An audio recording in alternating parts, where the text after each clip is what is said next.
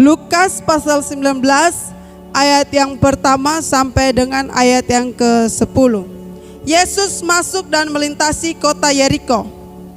Di situ ada seorang bernama Zakheus, kepala pemungut cukai, dan ia seorang yang kaya.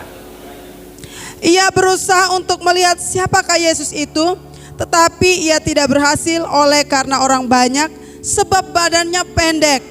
Ia pun berlari mendahului orang banyak, lalu memanjat pohon ara untuk melihat Yesus yang akan lewat di situ.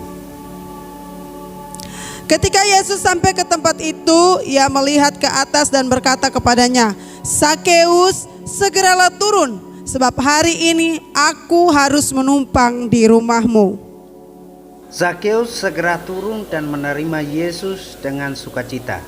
Melihat hal itu, semua orang mulai bersungut-sungut, katanya, ia menumpang di rumah orang berdosa. Namun Zakheus berdiri dan berkata kepada Tuhan, "Tuhan, lihatlah, setengah dari milikku akan kukembalikan kepada orang miskin, dan sekiranya ada sesuatu yang kuperas dari seseorang, akan kukembalikan 4 kali lipat."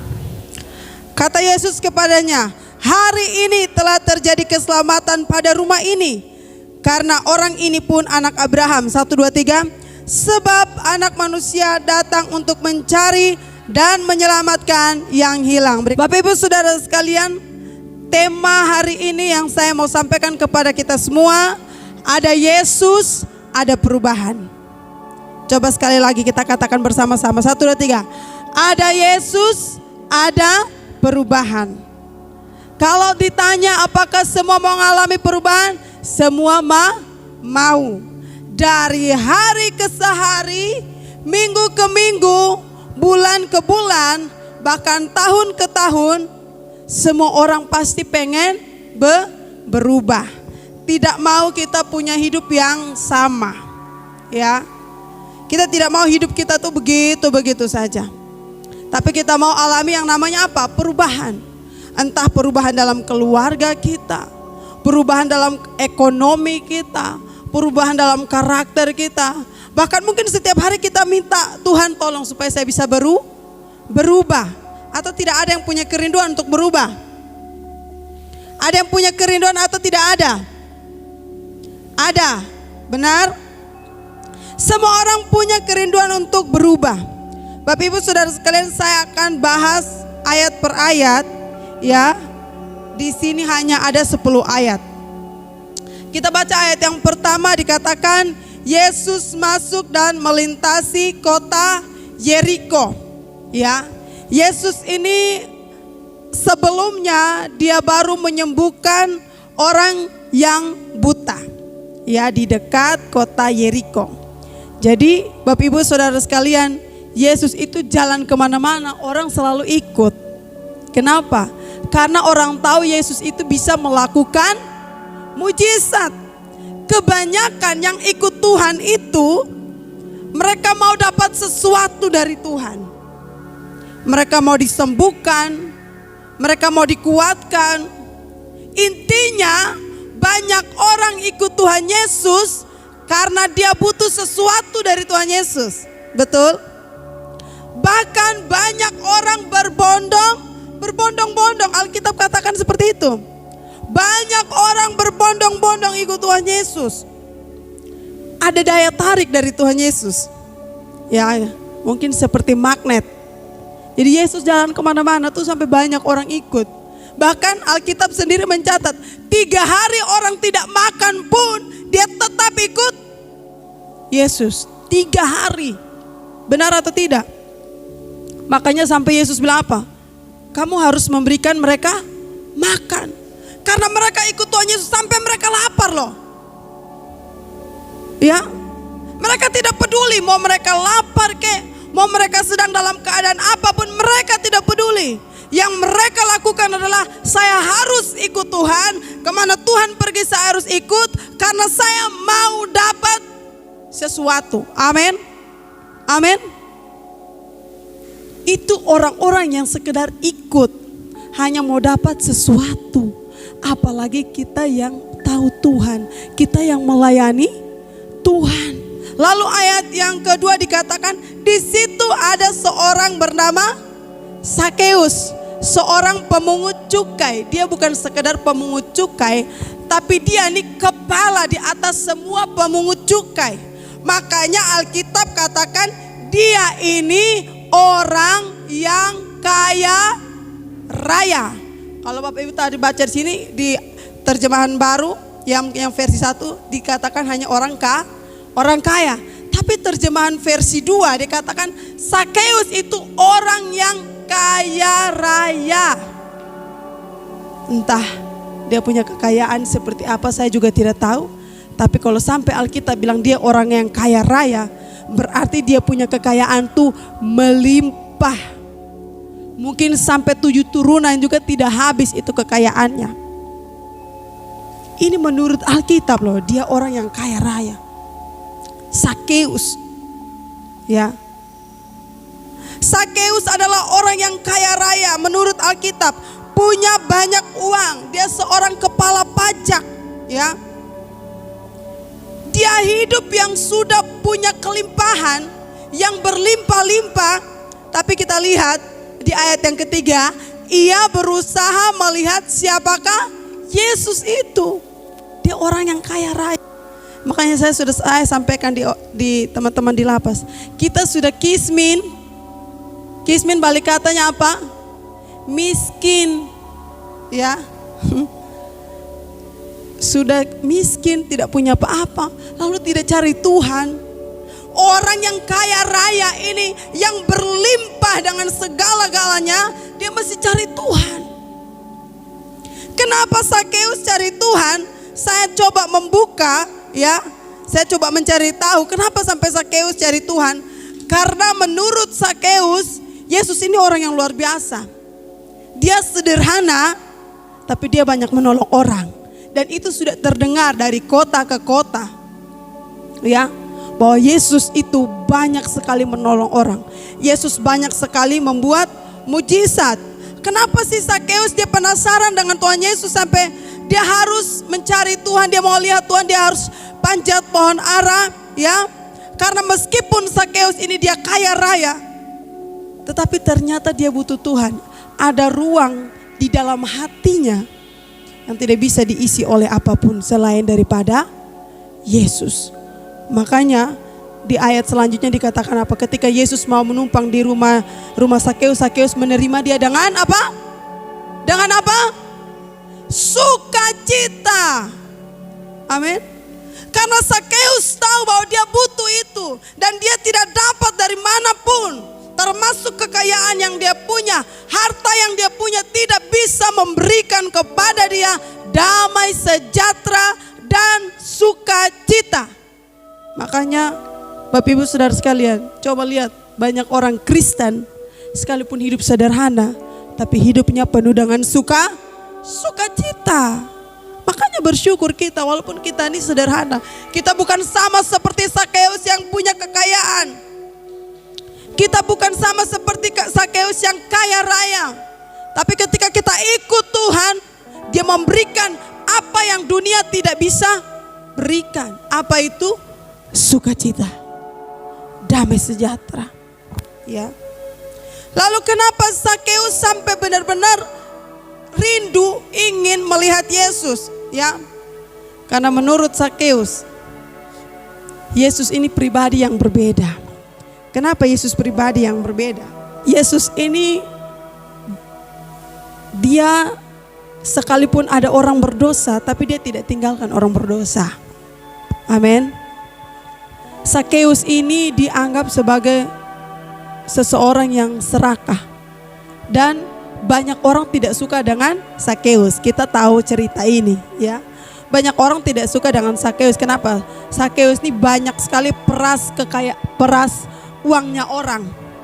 Orang yang sudah miskin tambah miskin lagi, tambah melarat lagi. Itu dibuat sama Sakeus. Karena seharusnya kita berikan sesuai, tapi untuk Sakeus tidak. Dia ambil lebih daripada itu. Nah, tapi yang membuat Sakeus senang adalah Yesus ini dia dekat dengan orang-orang yang berdosa. Contohnya si Sakeus sendiri. Ya. Lalu siapa lagi? Ya, Yesus memanggil Matius pemungut cukai. Itu juga namanya orang-orang yang kerja di pajak ini kadang-kadang ya kita suka, kadang-kadang kita tidak suka. Karena apa? Karena terlalu berlebihan, betul atau tidak? Mungkin kita dengan orang pajak ini ada banyak orang yang tidak suka dengan orang-orang di pajak. Ya kan? Makanya kita juga harus bayar pajak tuh tepat waktu. Supaya kalau denda, nah kita juga jangan kaget. Ya, begitu. Nah, siapa lagi? Perempuan berdosa yang mengurapi kakinya. Siapa? Yesus. Kira-kira perempuan ini datang, Yesus tolak dia? Tidak. Walaupun saat itu semua orang mengejek, menghina. Ini perempuan berdosa nih, ya. Perempuan yang tidak benar. Kita mungkin duduk dengan perempuan yang tidak benar saja kita sudah rasa, nanti orang bilang kita sama seperti dia. Benar atau tidak? Jadi kita kalau mau bergaul dengan orang ini kita lihat-lihat. Apalagi kalau sudah dalam pandangan orang dia tidak benar, kita berusaha untuk tidak dekat-dekat dengan dia. Karena kita takut dijuluki sama seperti dia. Tapi Yesus tidak. Ketika perempuan itu datang untuk meminyaki kaki Yesus, Tuhan bilang apa? Pergi dan jangan berbuat dosa lagi. Yesus terima dia. Siapa lagi? Perempuan Samaria yang punya lima suami. Satu suami saja urus tidak tahu habis-habis. Kemauannya banyak, satu suami, betul tidak Mama Eti? Ini Alkitab bilang ini perempuan ini 5 suami. Ya, satu suami ini saya kasih tahu. Satu suami saja kita urus, kita maunya begini, maunya begitu. Ini 5 suami, ini perempuan Samaria 5 suami. Dia tidak kepala sakit. Ya Vera ya, kepala sakit. Punya 5 suami. Orang semua tidak suka dengan dia. Ya, punya 2 suami saja orang punya pandangan tidak benar untuk kita, benar? Apalagi 5 suami. Tapi Yesus membangun percakapan dengan dia di sumur. Ya, Yesus terima dia. Amin. Yesus tidak peduli dengan latar belakang kita.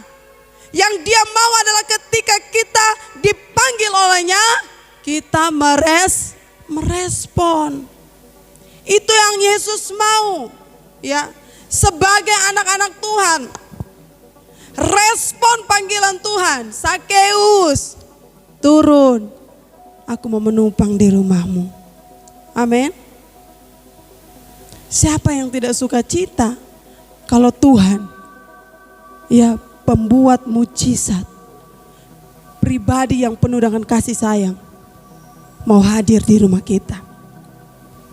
Kita pergi ke rumahnya Om Minggu saja, ya, kita dikasih makan, minum. Kenapa Om Minggus dan Mama Elora sediakan itu? Karena sukacita menyambut kami. Pergi di Tante Butet juga selalu ada kreasi-kreasi yang baru. Sebentar minggu ini kita pergi dengan kue semacam ini. Bulan depan dengan bentuk yang model lain lagi. Sukacita tuh Tante Butet buat itu. Sukacita, kenapa? Karena mau sambut kedatangan anak-anak Tuhan. Apalagi Yesus yang mau hadir di rumah kita. Harusnya kita lebih sukacita lagi. Amin. Kita lebih bersemangat lagi. Ya. Kita lebih senang lagi, kita lebih bahagia lagi. Ya. Ayat 2 sampai dengan ayat 5 kita bisa melihat, ya, Sakeus punya kerinduan untuk melihat Tuhan Yesus sampai dia panjat pohon ara. Nah, ketika baca ayat 5 ini saya merenungkan. Ayat 4 dan 5, ayat 4 dikatakan, ia pun berlari mendahului orang banyak lalu memanjat pohon ara untuk melihat Yesus yang akan lewat. Sakeus yang kaya raya, pertama dia kaya raya. Orang yang kaya pasti dihormati. Ya. Nah, si Sakeus ini dia tinggalkan kegengsiannya dia tinggalkan kesibukannya dia tinggalkan keakuannya dia. Dia tidak peduli siapa dia. Padahal Sakeus, kalau Bapak Ibu nanti cari ya, Sakeus ini pemungut cukai ya. Dia tuh kepalanya. Dia kepalanya. Tapi kok bisa kepala pemungut cukai, orang yang kaya raya, bisa naik pohon ara? Dia tinggalkan keakuannya dia tinggalkan siapa dia di pandangan manusia. Dia orang yang dihargai, ya. Dia orang kaya. Di sini kalau orang kaya datang, ya aduh, kita sambut dia nih dengan luar biasa, ya toh, benar atau tidak? Pokoknya jangankan orang ini, pokoknya kepala bidang saja datang nih. Aduh, ini ada kepala datang nih, kepala seksi datang saja kita nih, sambut dia luar biasa, ya. Ini Sakeus yang di atas itu kepala-kepala dong. Sakeus tinggalkan itu semua. Dia rendah hati. Amin. Kita, Bapak Ibu Saudara sekalian, saya mau katakan begini. Kita harus belajar daripada Sakeus. Amin. Tinggalkan yang namanya sayanya, akunya, ya. Tinggalkan itu. Kita kalau mau cari Tuhan, baru kita masih bilang saya nih begini, saya nih begitu, saya dan saya, maka Anda tidak akan bisa mengalami Tuhan. Amin, betul? Betul? Tapi kalau kita datang kepada Tuhan Yesus dengan kerendahan hati, kita tidak peduli dengan siapa kita, ya, kita akan mengalami Tuhan seperti Sakeus, ya. Sakeus menanggalkan atau melupakan harga dirinya sebagai orang yang terhormat, orang kaya dan punya kekuasaan, ya, hanya untuk melihat Tuhan Yesus. Dia naik pohon ara, dia panjat pohon, ya. Padahal sebenarnya bisa saja Sakeus kan banyak uang. Sakeus bisa perintah orang, tolong pergi panggil Tuhan Yesus tuh datang di saya punya rumah, saya ini orang kaya, betul? Betul toh? Manusia tuh kalau punya kekuasaan sedikit, punya jabatan, dia tinggal perintah-perintah sah. Betul atau tidak? Tinggal perintah, saya mau ini, saya mau itu, tolong buat ini, begini. Jadi itu manusia. Padahal punya jabatannya belum apa-apa, kekuasaannya belum apa-apa. Baru juga pakai pakaian begini, sudah sombong. Nah, si Sakeus punya harta kekayaan, punya kekuasaan, tapi dia tidak mau suruh orang untuk pergi panggil Tuhan Yesus. Dia mau, dia sendiri yang melihat Tuhan Yesus. Amin. Tuhan mau kita sendiri yang datang cari Tuhan Yesus. Amin. Kita sendiri yang punya inisiatif cari Tuhan. 2 hari lalu saya dengar khotbah, hamba Tuhan bilang begini, sesibuk-sibuk apapun Anda, semalas-malas apapun Anda, jangan lupa yang namanya apa? Ibadah. Ya. Sakeus itu terlalu sibuk. Dia kepala. Dia punya harta kekayaan, dia bisa suruh orang untuk panggil Tuhan Yesus. Panggil dulu Tuhan Yesus, tapi tidak. Dia lepaskan itu semua hanya untuk cari Tuhan. Kadang-kadang kita mau cari Tuhan, kita masih dan kita punya kesibukan, kita masih dan kita punya segala hal yang kita kerjakan. Padahal cari Tuhan itu penting. Amin. Cari Tuhan itu penting, berdoa itu penting. Saya sekarang berusaha tidak mau kurang hati, sekalipun mungkin saya duduk di sini hanya beberapa orang ibadah, saya tidak mau gitu. Karena saya tahu masing-masing punya hati. Amin. Kita tidak bisa paksa orang. Saya tidak bisa paksa Mama Eti untuk berubah, tidak bisa. Tidak bisa. Ya. Masing-masing orang bisa berubah kalau dia mau datang kepada Yesus. Sakeus saja. Sakeus yang dibenci banyak orang, akhirnya dia berubah. Datang pada Yesus. Dia kaya raya, dia masih mau cari Tuhan. Kita yang sudah hidup susah lalu kita tidak cari Tuhan. Kita mau berharap kepada siapa?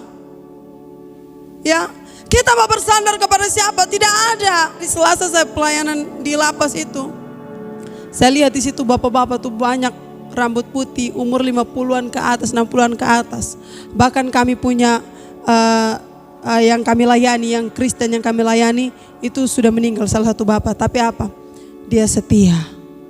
Dia setia. Bahkan setiap kali kalau kami selesai pelayanan nanti dia datang, dia bilang tolong doakan saya. Karena saya ada ajak anak ini untuk berdoa juga. Bapak-bapak. Kemarin itu mungkin bapak-bapak umur sekitar 70-an. Ya. Mereka di situ kita lihatnya hati kita sedih. Harusnya mereka umur 50-an ke atas, mereka bersama dengan anak cucu, ya kan? Menikmati hari tua, ini hidup di dalam penjara. Tapi saya katakan kepada mereka, tidak peduli kalau suatu saat mungkin kamu akan mati di sini. Tapi ketika kamu mati di sini, kamu sudah mati di dalam Kristus. Ya. Saya bilang apa yang perlu kita banggakan di dalam dunia ini? Kekayaankah? Kehormatankah? Jabatankah? Tidak ada. Amsal berkata pada hari kemurkaan harta tidak bisa menyelamatkan orang dari maut. Ya, tetapi kebenaran melepaskan dia. Itu yang penting dalam kehidupan kita ini. Dunia semakin bergoncang Bapak Ibu Saudara sekalian. Di mana-mana tidak aman. Tidak ada damai. Karena dunia ini tidak bisa membawa damai. Ya, jadi tolong kita semua belajar daripada Sakeus. Supaya hidup kita bisa mengalami perubahan. Ya, kita cari Tuhan. Orang yang sombong itu gampang melupakan Tuhan. Ya. Orang sombong tuh begitu. Dia cepat lupa Tuhan. Baru dapat sesuatu dia sudah lupa Tuhan. Dia tidak mau ingat Tuhan lagi. Sebentar kalau dia sudah susah, baru dia mau datang kepada Tuhan.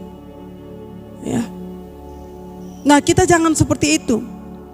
Bapak Ibu Saudara sekalian, Yesus tidak peduli dengan dosa-dosa kita, tapi dia peduli dengan kehidupan kita. Amin. Dia peduli dengan kehidupan kita sebagai orang-orang yang mau datang kepada Yesus. Kita lihat di ayat yang kelima. Ketika Yesus sampai ke tempat itu, ia melihat ke atas dan berkata kepadanya, Sakeus, segeralah turun, sebab hari ini aku harus menumpang di rumahmu. Kenapa sampai Yesus mau menumpang di rumah Sakeus? Bukan karena Sakeus itu orang kaya, tapi karena Yesus melihat ketulusan daripada hati Sakeus yang mau mencari Tuhan. Amin. Yesus hanya lihat itu. Bapak Ibu Saudara sekalian, catat ini baik-baik. Yesus sangat memperhatikan orang-orang yang tulus hatinya. Coba semua taruh tangan di dada. Semua katakan, saya harus menjadi orang yang tulus. Amin. Jadi orang yang tulus. Orang yang tulus tuh hatinya bersih, murni. Dia mau bantu orang juga, dia bantu dengan segenap hati. Tidak ada embel-embel. Tidak ada niat-niat lain. Dia melakukan segala sesuatu karena benar-benar dia punya hati yang tulus. Sakeus itu dia hanya mau melihat Tuhan Yesus. Sampai dia naik, dia panjat pohon ara. Dia hanya mau lihat. Alkitab yang bilang ya, dia hanya mau lihat. Tapi karena Yesus perhatikan ketulusan hati daripada Sakeus, Yesus bilang apa? Sakeus, segeralah turun. Hari ini aku mau menumpang di rumahmu. Maka Sakeus terima Yesus dengan penuh sukacita. Amin. Ketika kita punya hati yang tulus cari Tuhan, datang kepada Tuhan, ya, dengan penuh kerinduan, dengan hati yang murni, hati yang bersih, maka Tuhan perhatikan kita. Makanya saya bilang apa? Tidak ada yang pernah sia-sia ketika kita datang cari Tuhan. Tidak ada yang sia-sia, Bapak Ibu Saudara sekalian. Tidak ada yang sia-sia. Ketika kita datang kepada Tuhan tuh jangan jadi orang bodoh. Kenapa? Karena kita datang kepada Tuhan tapi kita tidak tahu bahwa Tuhan tuh punya segala-galanya. Makanya kita tuh hanya sekedar datang tapi tidak pernah alami Tuhan. Saya sendiri tertampar dengan firman Tuhan. Kadang-kadang kita hanya datang berdoa, tapi kita tidak terima. Betul? Padahal Alkitab bilang apa? Ibadah mengandung apa? Ibadah mengandung. Aduh, ini masih kurang. Ini jangan sampai nanti saya bilang bodoh lagi. Ibadah mengandung. Aduh, ulang, kuat. Ibadah mengandung. Saya sudah teriak-teriak baru kita janji. Ibadah mengandung. Omong tuh yang kuat. Janji. Saya kalau omong tuh begitu sama tuh tegas. Janji. Jangan, kuat janji. Supaya apa? Telinga ini dengar, hati juga dengar.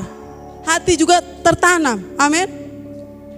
Ibadah ini mengandung janji. Artinya begini Bapak Ibu Saudara sekalian, tolong tangkap. Ketika kita beribadah tuh ada janji Tuhan yang kita terima. Makanya Alkitab bilang apa? Tidak sia-sia ketika kamu berdoa. Tidak sia-sia ketika kamu beribadah. Tidak sia-sia ketika kamu mencari Tuhan. Karena ketika kamu berdoa ada janji Tuhan. Nah, sangat bodohnya orang sudah beribadah tapi tidak mau terima itu janji Tuhan. Tidak tahu. Nah kita nih, makanya dia bilang apa? Kita nih kapasitas kita sebagai anak. Benar?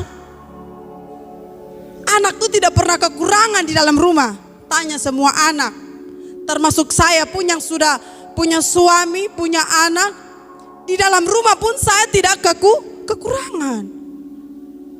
Ya, bapak mama yang tahu itu kekurangan, betul? Tapi anak-anak tidak pernah tahu. Ini begini Bapak Ibu Saudara sekalian. Kita yang anak-anak di sini, ya, kita taunya di rumah tuh selalu ada nasi, makan, ya. Yang tahu untuk menyediakan nih orang tua. Anak nih dia punya tahu, dia terima saja. Dia tidak tahu mama ada susah kah, bapak ada susah, dia tidak tahu itu. Ya, dia taunya tetap 1 hari 3 kali kita makan. Itu anak tahu. Dia taunya terima. Amin. Dia taunya terima. Kenapa? Karena dia punya kapasitas sebagai anak. Nah, kita harus memperlakukan Tuhan tuh seperti itu. Amin. Kita kalau tinggal bersama-sama dengan Bapa kita, apa yang Bapa punya itu milik kita. Makanya saya ketika firman itu saya dengar, saya bilang amin. Saya terima itu. Ya. Saya terima itu. Pagi saya bilang, Tuhan, Engkau Bapa saya, Engkau Bapa yang diandalkan, ya. Engkau Bapa yang dapat dipercaya. Bapa lakukan ini untuk saya. Saya terima, walaupun dari hal-hal kecil. Ya. Karena saya waktu hari apa saya bersaksi, saya bilang di kamarku, saya bilang, kamu dengar tidak saya mau kesaksian? Saya bersaksi. Di suami sendiri juga saya bersaksi. Kamu dengar tidak saya bersaksi? Mungkin menurut orang ini hal biasa. Saya punya jeruk sisa 4 kilo. Jeruk sisa 4 kilo. Ini bagaimana caranya supaya jeruk ini laku, ya, dan tidak ada yang rusak. Ya. Setelah itu saya dengar firman Tuhan. Paginya saya bilang begini, Tuhan, Engkau Bapa saya, Engkau Bapa yang dapat diandalkan. Saya sebagai anak saya minta supaya saya punya barang ini laku. Saya tidak mau tahu caranya bagaimana, saya bilang. Saya tidak mau tahu caranya bagaimana, saya omong. Walaupun mungkin menurut orang nih biasa sah. Kau jeruk saja, kau buah saja, tidak. Tapi saya mau mengalami Tuhan dari perkara yang kecil. Saya tanamkan dalam hidup saya. Saya mau alami Tuhan dari perkara yang kecil ini. Kalau kita tidak mengalami Tuhan dari perkara yang kecil, bagaimana kita mau mengalami Tuhan dalam perkara yang besar? Tidak akan bisa. Dalam perkara yang kecil ini dulu kita alami Tuhan. Ya, akhirnya saya siang saya minta kamarku antar saya ke kantor. Ya, habis jam istirahat antar, saya hanya bawa 2 kilo, itu jeruk bawa 2 kilo. Sampai di kantor, ternyata ada 2 teman yang sudah WA bilang, tolong bawa jeruk. Saya tidak tawarkan ke mereka. Lalu sisa 2 kilo lagi, waduh.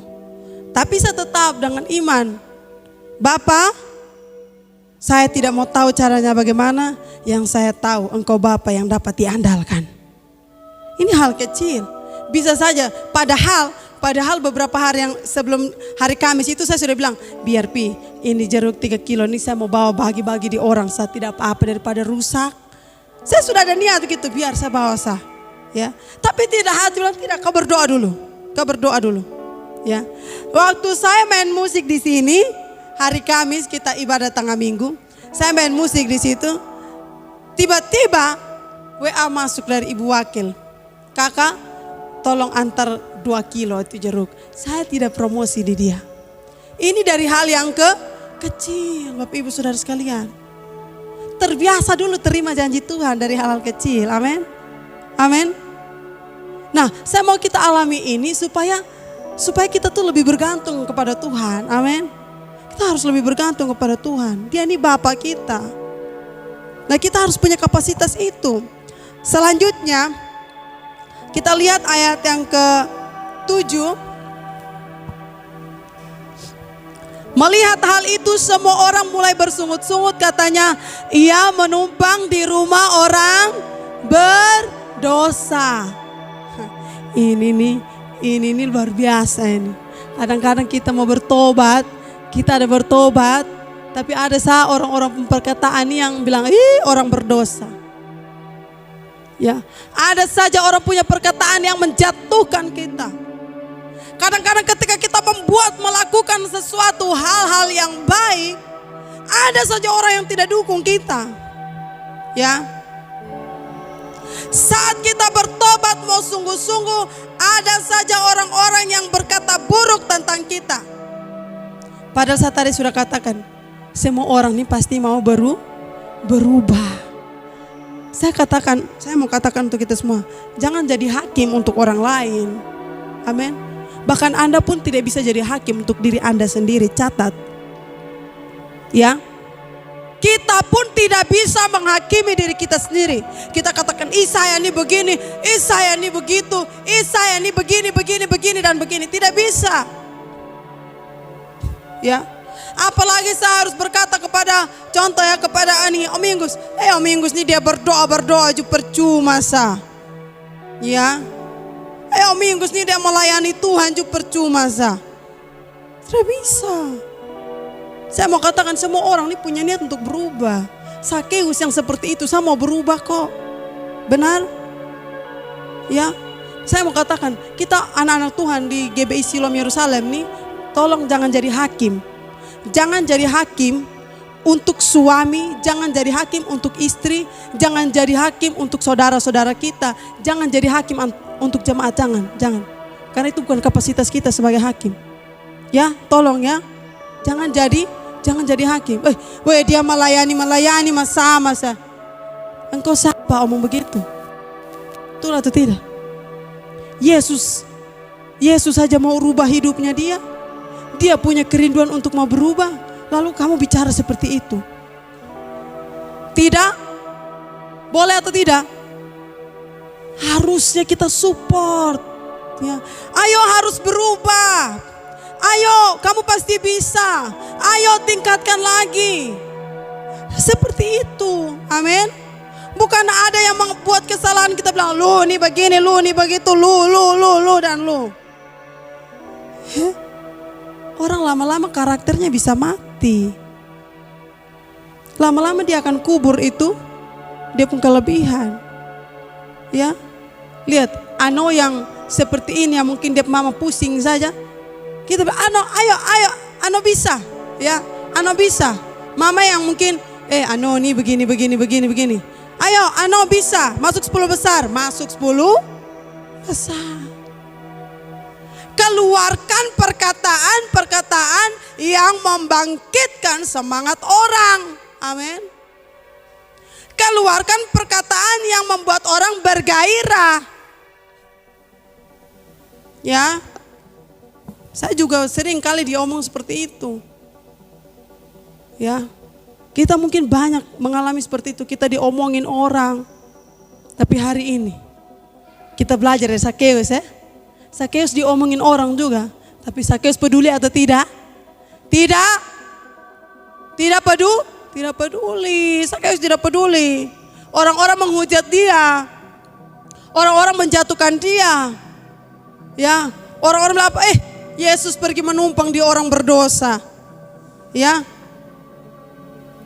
Orang-orang tidak suka dengan Sakeus, tapi apa yang Sakeus lakukan? Apakah Sakeus mulai down? Apakah Sakeus lemah? Apakah Sakeus dia mundur? Tidak. Ya, tidak. Kita baca ya. Di ayat yang ke-8. Namun Sakeus apa? Berdiri. Padahal orang-orang sudah tunjuk dia. Orang bilang apa? Aduh, Sakeus orang berdosa. Aduh, Sakeus nih dia orang tidak benar. Kenapa Yesus pilih dia ke rumah? Tapi Sakeus buat apa? Namun Sakeus berdiri dan berkata kepada Tuhan. Ayat 8 baca sama-sama. 1, 2, 3. Tetapi Sakeus berdiri dan berkata kepada Tuhan. Tuhan, setengah dari milikku akan kuberikan kepada orang miskin, dan sekiranya ada sesuatu yang kuperas dari seseorang akan kukembalikan 4 kali lipat. Nah, poinnya di sini. Bapak Ibu Saudara sekalian. Kalau kita sudah ketemu dengan Tuhan Yesus, kita akan mengalami ini. Apa ini? Perubahan. Amin.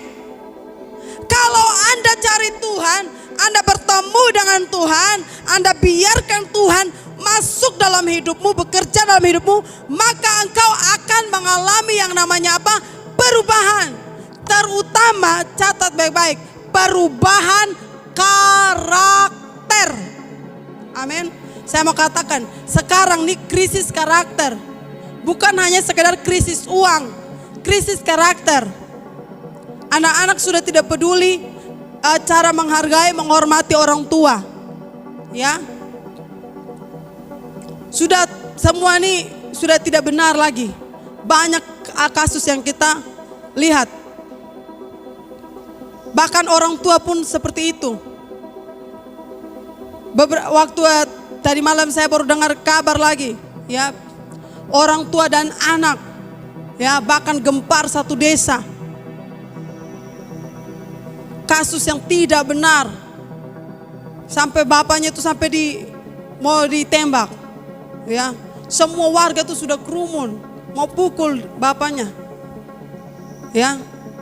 Karena apa? Tidur dengan anak kandungnya sendiri. Krisis karakter. Tapi kita lihat Sakeus ini luar biasa.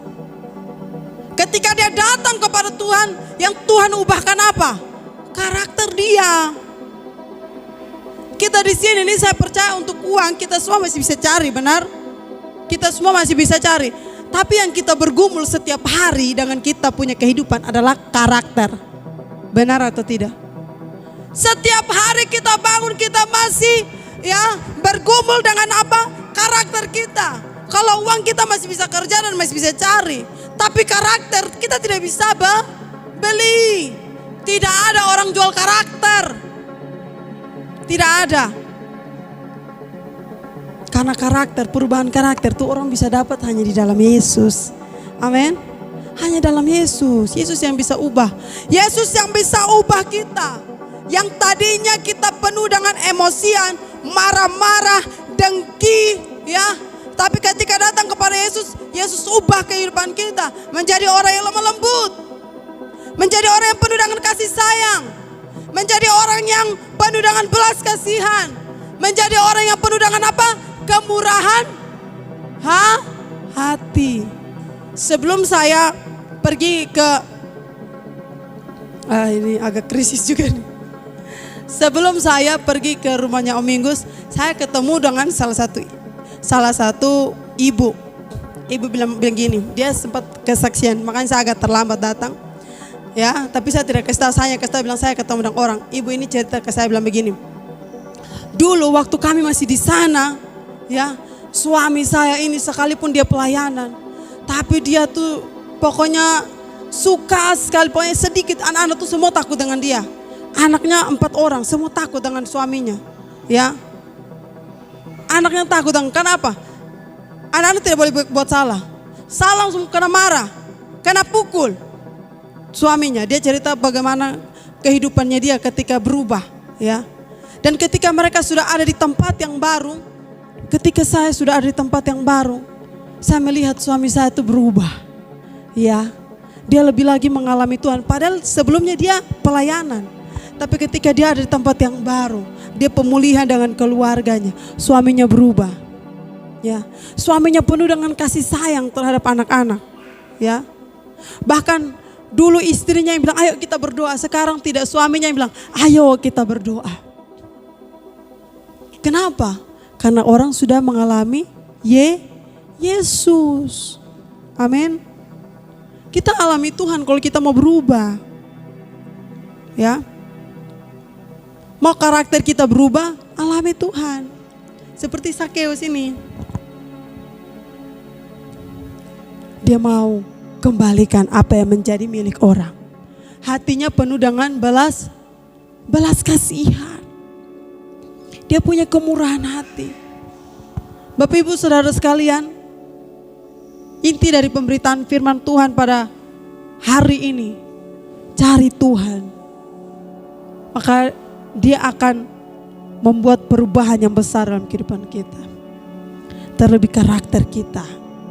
Amin. Ada kita nih masih bergumul dengan karakter kita yang tidak benar.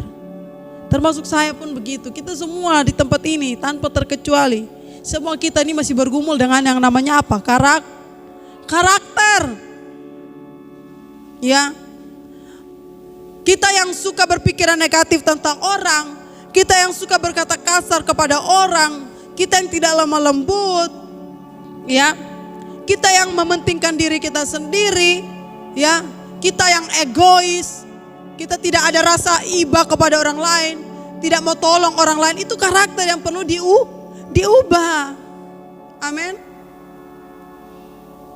Nah, ketika kita hidup dalam Tuhan, kita cari Tuhan, kita berjumpa dengan Tuhan, kita biarkan Tuhan hidup tinggal dalam kehidupan kita, dia akan ubah kita.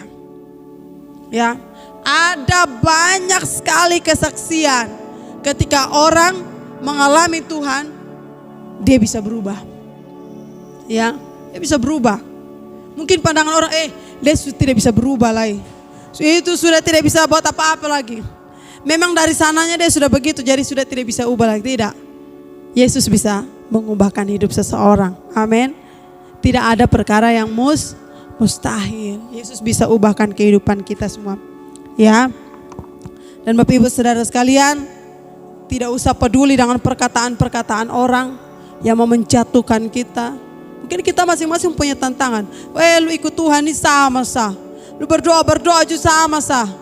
Tidak usah peduli. Lakukan apa yang menjadi bagiannya kita. Tuhan itu sedang cari orang-orang yang tulus hatinya. Kenapa saya bilang Tuhan sedang cari orang yang tulus hatinya? Karena di dunia ini terlalu banyak kepalsuan, kemunafikan. Ya, makanya ketika kita hidup di antara orang-orang yang palsu, orang-orang yang munafik, jadilah orang-orang yang tulus hatinya. Amin. Jadi orang-orang yang tulus. Kita tidak peduli dengan perkataan orang, tapi kita mau ikut Tuhan Yesus dengan sungguh-sungguh. Ayat 9, kata Yesus kepadanya, hari ini telah terjadi keselamatan pada rumah ini, karena orang ini pun anak Abraham. Sebab anak manusia datang untuk mencari dan menyelamatkan yang hilang. Amin. Tuhan datang ke dunia untuk cari kita. Sebab itu mari kita berjumpa dengan Tuhan. Semua mau berjumpa dengan Tuhan, amin. Semua mau mengalami perubahan. Saya percaya mungkin kita mau ekonomi kita, keluarga kita diubahkan Tuhan. Amin. Kita mau suami kita, istri kita, anak-anak kita mengalami perubahan. Kuncinya cuma satu. Ya, kuncinya cuma satu. Datang kepada Tuhan Yesus. Amin. Tuhan Yesus memberkati kita.